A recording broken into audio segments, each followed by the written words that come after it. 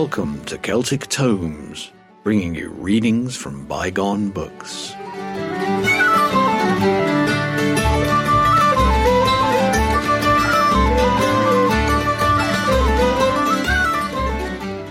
Welcome to Celtic Tomes, readings by Gary and Ruth from the classic books of Celtic lore and study.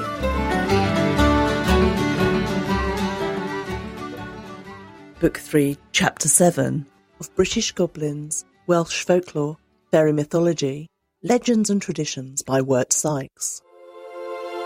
Book 3, Chapter 7, Death and Burial, including the Gwylnos, beer drinking at Welsh funerals, food and drink over the coffin, sponge cakes at modern funerals, the Sin Eater, Welsh denial that this custom ever existed, the testimony concerning it, superstitions regarding salt, plate of salt on corpse's breast, the scapegoat, the St. Tegla cock and hen, Welsh funeral processions, praying at Crossroads, superstition regarding criminals' graves, hanging and Welsh prejudice, the Grassless Grave, Parson's penny or Offrwm, old shoes to the clerk, Arian Rhaw or Spade money, burials without coffin, the sill Coffa,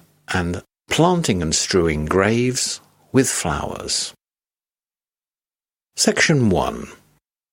With the growth of modern refinement, the people of every land have become constantly more decorous in their grief. The effort of the primitive and untutored mind to utter its sorrow in loud and wild lamentations, and of friends and neighbours to divert the mind of the sufferer from his bereavement, gave rise to many funeral customs of which we still find traces in Wales. Pennant, while travelling in North Wales, noted with regard to one Thomas Middleton a fact which he held to prove that the custom of the Irish howl or Scotch coronach was in use among us, the Welsh. For we are told he was buried cum magno dolore et clamore cognitorum et propinquorum omnium. No such custom now exists, but there is a very impressive rite of a corresponding character, but religious, called the Gwylnos. It is a meeting held in the room where the corpse is lying on the night before the funeral. The Irish cry, "Why did you die?" is replaced by pious appeals to heaven, in which great and strong emotion is expressed, the deceased referred to in stirring sentences, and his death made a theme for warnings on the brevity of earth life and the importance of the future life of the soul. On the day of the funeral, however, the customs are not always in keeping with modern notions of the praiseworthy. Indulgence in beer drinking at the funerals is still a Welsh practice, and its antiquity is indicated by a proverb, "Claddu y marw ac at y cwrw," to bury the dead and to the beer. As the Spanish say, the dead to the beer, the living to good cheer. The collection of Welsh writings called Cymru Fi refers to the custom thus, to translate. Before the funeral procession started for the church, the nearest friends and relatives would congregate around the corpse to wail and weep their loss, while the rest of the company would be in an adjoining room drinking warm beer, cwrw brwd, and smoking their pipes, and the women in still another room drinking tea together. The writer here speaks of the custom in the past tense, but apparently rather as a literary fashion than to indicate a fact. At any rate, the custom is not extinct. Occasionally it leads to appearances in the police court on the part of injudicious mourners. Two Llancaiach men, named Service and Humphrey, were arrested for fighting.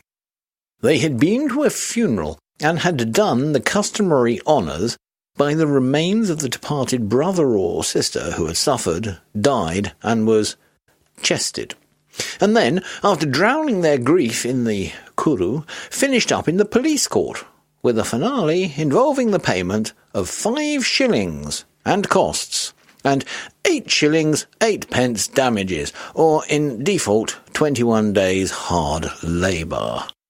From the Western Mail, January the 31st, 1877. After taking the coffin out of the house and placing it on a bier near the door, it was formerly customary for one of the relatives of the deceased to distribute bread and cheese to the poor, taking care to hand it to each one over the coffin. These poor people were usually those who had, in expectation of this gift, been busily engaged in gathering the flowers and herbs with which to grace the coffin. Sometimes this dole was supplemented by the gift of a loaf of bread, or a cheese with a piece of money placed inside it. After that, a cup of drink was presented, and the receiver was required to drink a little of it immediately. Alluding to this subject, the Reverend E. L. Barnwell says, "Although this custom is no longer in fashion, yet it is to some extent represented by the practice, especially in funerals of a higher class, to hand to those who are invited to attend the funeral oblong sponge cakes sealed up in paper, which each one puts into his or her pocket. But the providing and distribution of these cakes are now often part of the undertaker's duty." Section 2. What connection there may be between these customs and the strange and striking rite of the sin-eater is a question worthy of careful consideration. It's been the habit of writers with family ties in Wales, whether calling themselves Welshmen or Englishmen, to associate these and like customs with the well-known character for hospitality which the Cymry have for ages maintained. Thus Malkin writes, "The hospitality of the country is not less remarkable on melancholy than on joyful occasions. The invitations to a funeral are very general and extensive, and the refreshments are not light and taken standing, but substantial and prolonged. Any deficiency in the supply of ale would be as severely censured on this occasion as at a festival." Some have thought that the bread-eating and the beer-drinking are survivals of the sin-eating custom described by Aubrey and repeated from him by others. But well-informed Welshmen have denied that any such custom as that of the sin-eater ever existed in Wales at any time, or in the Bordershires, and it must not be asserted that they are wrong unless we have convincing proof to support the assertion. The existing evidence in Wales in support of the belief that there were once sin-eaters in Wales I have carefully collated, and, excluding hearsay and second-hand accounts, it is here produced. The first reference to the sin-eater anywhere to be found is in the Lansdowne manuscripts in the British Museum in the handwriting of John Aubrey, the author. It runs thus: "In the county of Hereford was an old custom at funerals to hire poor people who were to take upon them the sins of the partly deceased. One of them, he was a long, lean, ugly, lamentable poor rascal, I remember, lived in a cottage on Ross Highway. The manner was that when the corpse was brought out of the house and laid on the bier, a loaf of bread was brought out and delivered to the sin-eater over the corpse, as also a mazzered bowl of maple full of beer, which he was to drink up, and sixpence in money, in consideration whereof he took upon him, ipso facto, all the sins of the defunct, and freed him or her from walking after they were dead." Aubrey adds, "And this custom, though rarely used in our days, yet by some people was observed in the strictest time of the Presbyterian government, as at Dunder, nolens volens, the parson of the parish, the kindred of a woman deceased there, had this ceremony punctually performed according to her will, and also the like was done at the city of Hereford, in those times where a woman kept many years before her death mazzered bowl for the sin-eater, and the like in other places in the country, as also in Brecon, example at Llangors, where Mr. Gwyn, the minister, about 1640, could not hinder the performance of this custom. I believe, says Aubrey, this custom was heretofore used all over Wales. He states further, AD 1686. This custom is used to this day in North Wales. Upon this, Bishop White Kennet made this comment. It seems a remainder of this custom, which lately obtained at Amerden, in the county of Oxford, where, at the burial of every corpse, 1 cake and 1 flagon of ale, just after the interment, were brought to the minister in the church porch. No other writer of Aubrey's time, either English or Welsh, appears to have made any reference to the Sin Eater in Wales. An equal silence prevails throughout the writings of all previous centuries. Since Aubrey, many references to it have been made, but never, so far as I can discover, by any writer in the Welsh language. A singular omission, if there ever was such a custom, for concerning every other superstitious practice commonly ascribed to Wales, the Welsh have written freely. In August 1852, the Cambrian Archaeological Association held its 6th annual meeting at Ludlow, under the presidency of the Honourable R. H. Clive, MP. At this meeting, Mr. Matthew Moggridge of Swansea made some observations on the custom of the Sin Eater, when he added details not contained in Aubrey's account given above. He said, When a person died, his friends sent for the Sin Eater of the district, who on his arrival placed a piece of salt on the breast of the defunct, and upon the salt a piece of bread. He then muttered an incantation over the bread, which he finally ate, thereby eating up all of the sins of the deceased. This done, he received his fee of 2 shillings and 6pence, and vanished as quickly as possible from the general gaze. For, as it was believed that he really appropriated for his own use and behoof the sins of all those over whom he performed the above ceremony, he was utterly detested in the neighbourhood, regarded as a mere pariah, as one irredeemably lost. The speaker then mentioned the parish of Llandeby, where the above practice was said to have prevailed to a recent period.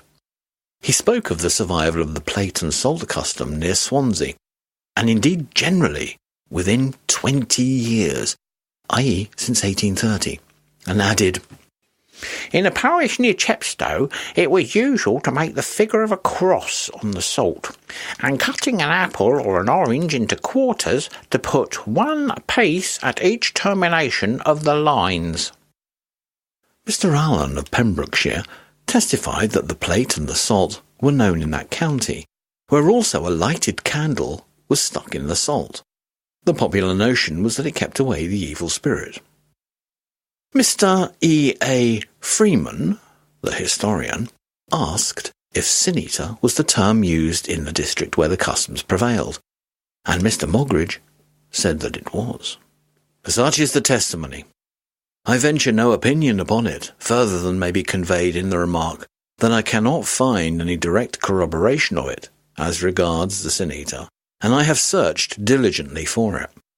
The subject has engaged my attention from the first moment I set foot on Cambrian soil, and I have not only seen no reference to it in Welsh writings, but I've never met any unlettered Welshman who'd ever heard of it. All of this proves nothing, perhaps, but it weighs something. Mr. Eugene Shulia's mention of a corresponding character in Turkestan is interesting. One poor old man, however, I noticed, seemed constantly engaged in prayer. On calling attention to him, I was told that he was an iskachi, a person who gets his living by taking on himself the sins of the dead, and thenceforth devoting himself to prayer for their souls. He corresponds to the Sin Eater of the Welsh border. Section 3. Of superstitions regarding salt, there are many in Wales. I've even encountered the special custom of placing a plate of salt on the breast of the corpse. In the case of an old woman from Cardiganshire who was buried at Cardiff, and whom was thus decked by her relatives, I was told the purpose of the plate of salt was to prevent swelling. There is an Irish custom of placing a plate of snuff on the body of a corpse, hence the saying addressed to an enemy, "I'll get a pinch off your belly yet." The Irish also employ the plate of salt in the same manner. In view of the universal prevalence of superstitions regarding salt, too much weight should not be placed on this detail in connection with the accounts of the Sin Eater. Such superstitions are of extreme antiquity, and they still survive, even among the most cultivated classes. Salt falling toward a person was of old considered a most unlucky omen, the evil of which could only be averted by throwing a little of the fallen salt over the shoulder. My own wife observes this heathen rite to this day, and so, I fancy, do most men's wives, jocularly no doubt, but with the sort of feeling that, if there is anything in it, etc. Salt was the ancient symbol of friendship, being deemed incorruptible. In the Isle of Man, no important business was ventured on without salt in the pocket. Marrying, moving, even the receiving of alms must be sanctified by an exchange of salt between the parties. An influential legend is noted among the Manx inhabitants of the dissolution of an enchanted palace on that island through the spilling of salt on the ground. In Da Vinci's picture of the Lord's Supper, Judas Iscariot is represented as overturning the salt, an omen of the coming betrayal of Christ by that personage. In Russia, should a friend pass you the salt without smiling, a quarrel will follow. The Scotch put salt in a cow's first milk after calving. Even the Chinese throw salt into water from which a person has been rescued from drowning. All these practices point either to lustration or propitiation.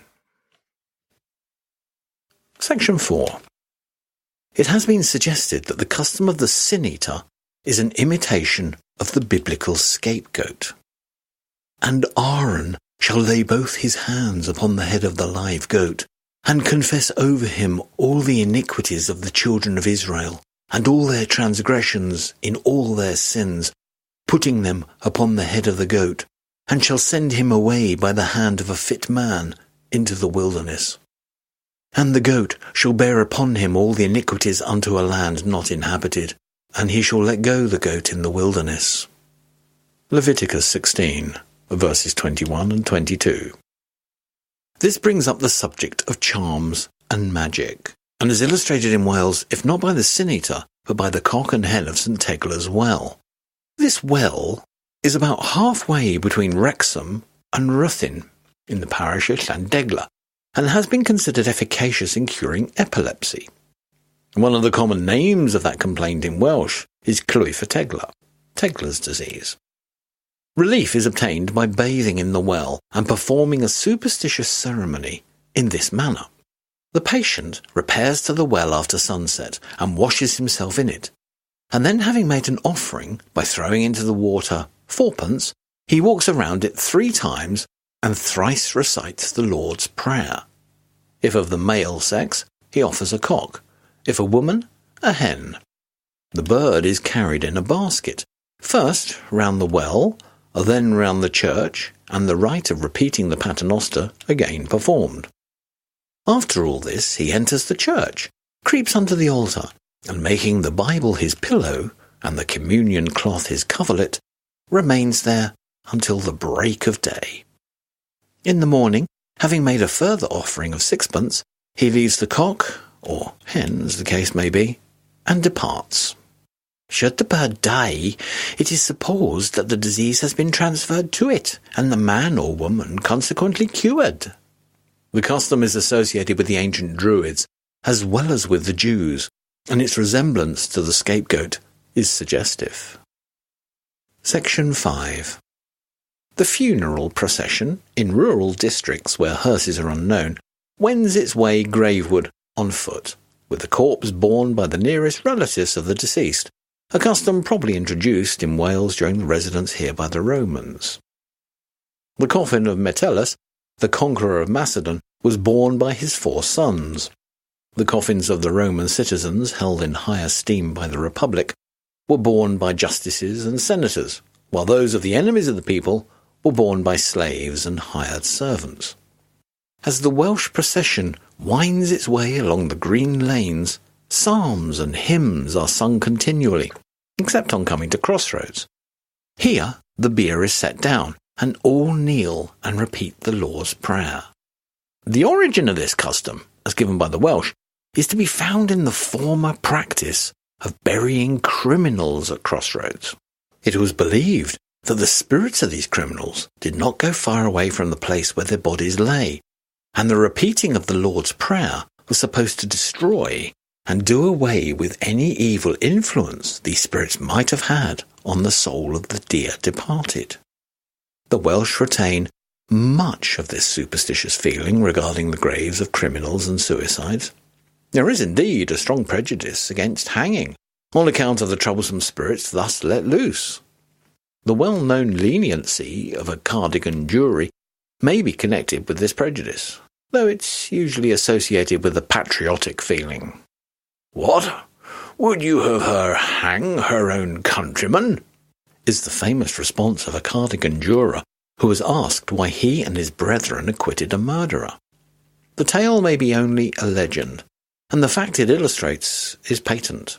It's related that in a dispute between 2 Cardigan farmers some 50 years ago, one of them killed the other. The jury, believing the killing was unintentional, acquitted the homicide. But whether the man was guilty or not, his neighbours and the people who lived in the district and who knew the spot where the farmer was killed threw a stone upon it whenever they passed, probably to show their abhorrence of the deed that had been perpetrated in that place. By this means, a large heap of stones, which was allowed to remain for many years, arose. They were then removed to repair the turnpike.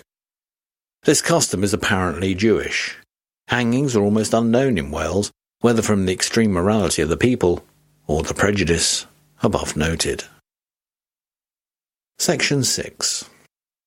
The legend of the Grassless Grave is a well-known Montgomeryshire tale concerning a certain spot of earth in the graveyard of Montgomery Castle, upon which the verdure is less luxuriant than in other portions of the yard.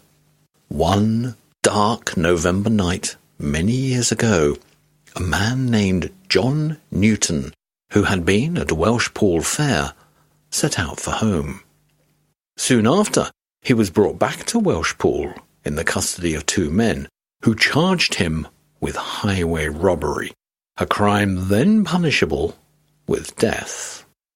He was tried and executed in spite of his protestations, and in his last speech, admitting he had committed a former crime, but protesting he was innocent of this, he said, "I have offered a prayer to heaven, and believe it has been heard and accepted. And in meek dependence on a merciful God whom I have offended, but who, through the atonement of his blessed Son, has, I trust, pardoned my offence, I venture to assent that as I am innocent of the crime for which I suffer, the grass, for 1 generation at least, will not cover my grave." For 30 years thereafter, the grave was grassless. A bare spot in the shape of a coffin marked, amidst the surrounding luxuriance, the place where lay the penitent criminal, unjustly executed. Then a sacrilegious hand planted the spot with turf, but it withered as if blasted by lightning, and the grave is still grassless. Certainly an unnecessary extension of the time set by the defunct for its testimony to his innocence. Section 7. A curious surviving custom at Welsh funerals is the Offrwm, or parson's penny. After having read the burial service in the church, the parson stands behind a table while a psalm is being sung, and to him go the mourners, one and all, and deposit a piece of money on the table. The parson counts it, states the amount, and pockets it.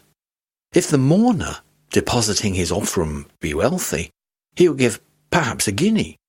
If a farmer or a tradesman, his gift will be a crown, and if poor, he will lay down his sixpence. Each one that intended making an offering of silver would go up to the altar in turn, and after each one had contributed, there would be a respite, after which those who gave copper as their offering went forward and did likewise. But no coppers were offered at any respectable funeral. These offerings often reached the sum of 10 and even 20 pounds in the year. And thus the Welsh work Cymru Fi speaking as usual in the past tense, but the custom is a present-day one. The Welsh believe that this custom was originally intended to compensate the clergyman for praying for the soul of the departed. It's now ceased to mean anything more than a tribute of respect to the deceased, or a token of esteem towards the officiating clergyman.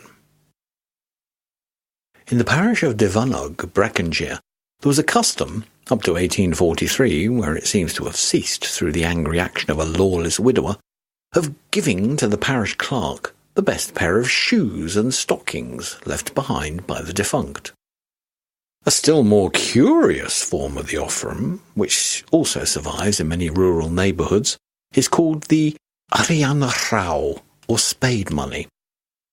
At the grave digger rubs the soil off his spade, extends it for donations, and receives a piece of silver from each one in turn, which he also pockets.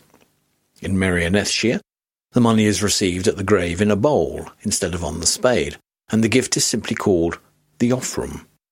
"I well recollect, when a lad," says an entertaining correspondent, "at Llanrhaeadr and Mochnant, seeing the clerk or sexton cleaning his spade with the palm of his hand, and blowing the remaining dust so that the instrument of his calling should be clean and presentable, and then, with due and clerk-like gravity, presenting his polished spade first to the Covenant's Aviate, next of kin, and then to the mourners, one by one, giving all an opportunity of showing their respect to the dead by giving the clerk the accustomed Offrwm.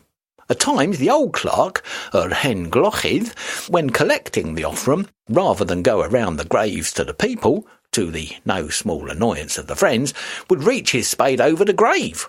At the particular time referred to, the clerk, having nearly had all the Offrwm, saw that facetious wag and practical joker, Mr. B, extending his offering towards him from the opposite side of the grave.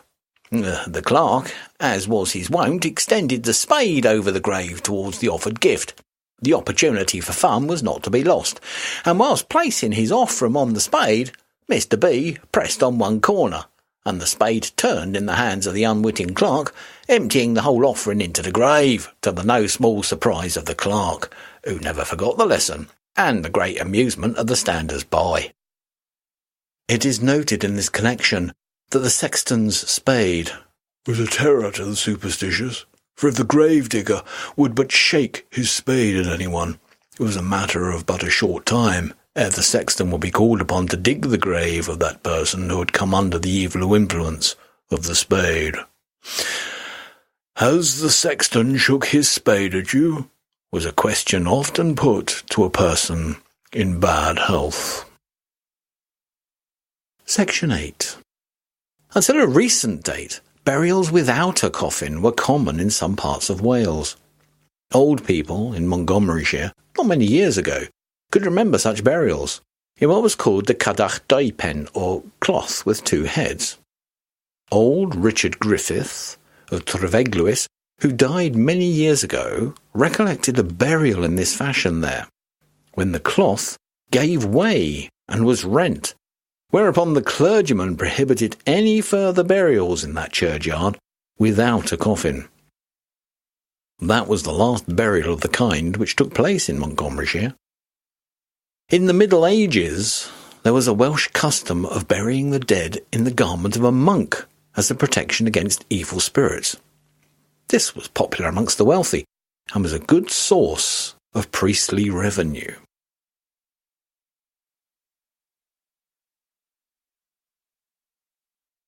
Section 9. Coffa is an old Welsh custom of honouring the dead on the Sunday following the funeral, and for several succeeding Sundays, until the violence of grief has abated. In the journal of Thomas Dinnerly, Esquire, an Englishman who travelled through Wales and Ireland in the reign of Charles II, this passage occurs after description of the wake, the keening, etc. This done, the Irish bury their dead, and if it be in or near the burying place of that family, the servants and followers hug, kiss, howl and weep over the skulls that are there digged up, and once a week, for a quarter of a year after, come 2 or 3 and pay more noise at the place. The similarity in spirit between this and the Welsh Coffa is as striking as the difference in practice. The Welsh walk quietly and gravely to the solemn mound beneath which rest the remains of the loved, and there, kneeling in silence for 5 or 10 minutes, pray, or appear to pray. The Coffa of Ivan the Harper is a well-known anecdote. Ivan the Harper was a noted character in his day, who desired that his coffa should be thus. "I should like," said he on his deathbed, "to have my coffa, but not in the old style. Instead of the old custom, ask Williams of Mechlin and Richard the Harper to attend the church at Llanfwrog, and give these, my disciples, my 2 harps. And after the service is over, let them walk to my grave. Let William sit at my head, and Richard at my feet of my grave. And let them play 7 Welsh airs, beginning with Dafod y Garreg Wen, David of the White Stone, and ending with Toriad y Dydd, the Dawn. And the former is in a flat key like death, and the latter is as sober as the day of judgment." This request was religiously obeyed by the mourners on the ensuing Coffa. Section 10. Reference has been made in the character on courtship and marriage to the Welsh practice of planting graves with flowers. There are graves in Glamorganshire which have been kept blooming with flowers for nearly a century without interruption, through the loving care of descendants of the departed. By a most graceful custom which also prevailed until recently, each mourner at a funeral carried in his hand a sprig of rosemary, which he threw into the grave. The pagan practice of throwing a sprig of cypress into the grave has been thought to symbolize the annihilation of the body, as these sprigs would not grow if set in the earth, whereas the rosemary was to signify the resurrection or upspringing of the body from the grave. The existing custom of throwing flowers and immortelles into the grave is derivable from the ancient practice, but the Welsh carry the association of graves and floral life to the most lavish extreme, as has already been pointed out. Shakespeare has alluded to this in Cymbeline, the scene of which tragedy is principally in Pembrokeshire, at and about Milford Haven. "With fairest flowers, while summer lasts and I live here, Fidel, I'll sweeten thy sad grave. Thou shalt not lack the flower that's like thy face, pale primrose, nor the azured harebell like thy veins, no, nor the leaf of eglantine, whom, not to slander, outsweetened not thy breath."